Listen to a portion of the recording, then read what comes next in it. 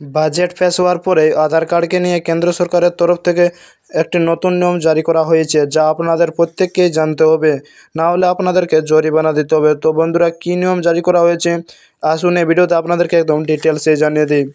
অবশ্যই আপনার ভিডিওটাকে প্রত্যেকে প্রথম থেকে শেষ পর্যন্ত মনোযোগ সহকারে দেখবেন এবং এই চ্যানেলটি নতুন হয়ে থাকলে চ্যানেলটিকে সাবস্ক্রাইব করে সঙ্গে থাকুন।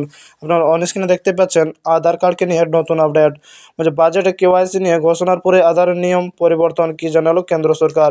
কেন্দ্র সরকার জানিয়ে দিয়েছেন আধার কার্ডের নতুন নিয়ম জারি করা হয়েছে। বাজেটের কেওয়াইসি নিয়ে ঘোষণার পরে আধার নিয়ম নতুন পরিবর্তন জানালো। বর্তমানে ব্যাংক অ্যাকাউন্ট থেকে শুরু করে বিভিন্ন ক্ষেত্রে আধার অপরিহার্য। এই আধারের একজনের বায়োমেট্রিক থেকে যাবতীয় তথ্য আছে। এহেন আধার সংক্রান্ত একটি বড় নিয়ম বদল করল কেন্দ্রীয় সরকার। এবার থেকে প্রাইভেট সংস্থাগুলি ও তাদের গ্রাহকদের পরিষেবা প্রদানের জন্য এই আধার কার্ড একটি গুরুত্বপূর্ণ নথি হয়ে এসেছে। তাহলে বলছে আধার কার্ড সংক্রান্ত একটি বড় নিয়ম বদল করল কেন্দ্রীয় সরকার। এবার থেকে প্রাইভেট সংস্থাগুলি গ্রাহকদের পরিষেবা প্রদানের জন্য আধার যাচাই করার বা অথেন্টিকেশন করতে পারবে। সম্প্রতি তথ্য প্রযুক্তি মন্ত্রক একটি বিজ্ঞপ্তি প্রকাশ করেছে। এই তথ্য জানিয়েছে, তাতে বলা হয়েছে দেশের মানুষের জীবনযাত্রা আরও সহজ করতে হবে এবং বিভিন্ন পরিষেবা প্রদানের প্রক্রিয়া আরও সরল করতে হবে। এই উদ্যোগে নেওয়া হয়েছে। সম্প্রতি তথ্য প্রযুক্তি মন্ত্রক একটি বিজ্ঞপ্তি প্রকাশ করেছেন।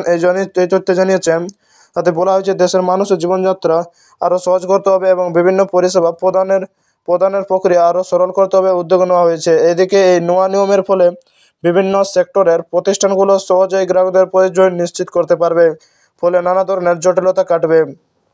তাহলে এইদিকে এই নয়া নিয়মের ফলে বিভিন্ন সেক্টর প্রতিষ্ঠানগুলো সহজেই গ্রাহকদের পরিচয় নিশ্চিত করতে পারবে, ফলে নানা ধরনের জটিলতা কাটবে। কেন্দ্রের তরফ থেকে জানানো হয়েছে যে আধার অথেন্টিকেশনের ফলে পরিসর বৃদ্ধির ফলে সরকারি দপ্তর বা প্রতিষ্ঠান থেকে বেসরকারি প্রতিষ্ঠানে গ্রাহকদের তথ্য নিয়ে স্বচ্ছতা থাকবে। এর ফলে পরিষেবা প্রদানের প্রক্রিয়া ও দ্রুত সম্পন্ন করা সম্ভব হবে বলে আশা করছে সরকার। উল্লেখ্য, আধার অথেন্টিকেশন ফর গুড গভর্নেন্স, তাহলে কি বলছে, এর ফলে পরিষেবা প্রদানের প্রক্রিয়া দ্রুত সম্পন্ন করা সম্ভব হবে বলে আশা করছে সরকার। উল্লেখযোগ্য, Aadhaar authentication for good governance amendment আইন 2025-এর অধীনে নেওয়া হয়েছে এই উদ্যোগ। সরকারের বক্তব্য, এই নয়া নিয়মের সার্ভিস প্রোভাইডার এবং গ্রাহকদের মধ্যে বিশ্বাসযোগ্য লেনদেনের যোগসূত্র স্থাপন হবে।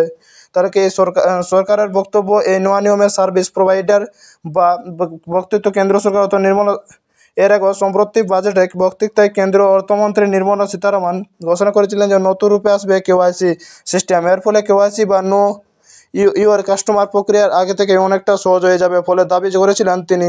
এছাড়া কেওয়াইসি নাম বলছে নতুন রূপে অর্থমন্ত্রী নির্মলা সীতারামন ঘোষণা করেছিলেন নতুন রূপে আসবে কেওয়াইসি সিস্টেম। এই নথিভুক্ত থেকে তথ্য সংশোধন সহ নানা প্রক্রিয়া আরও সহজ করে দেওয়া হবে বলে জানানো হয়। সেন্ট্রাল কেওয়াইসি রেজিস্ট্রি অর্থাৎ ভোটার, আধার, প্যান কার্ড ইত্যাদি ক্ষেত্রে এই সুবিধা পাওয়া যাবে বলে ঘোষণা করা হয়েছে। এই বছরের বাজেটে কেওয়াইসি রেজিস্ট্রির পাশাপাশি তথ্য সুরক্ষার ব্যাপারটা তুলে ধরা হয়েছে বাজেটে।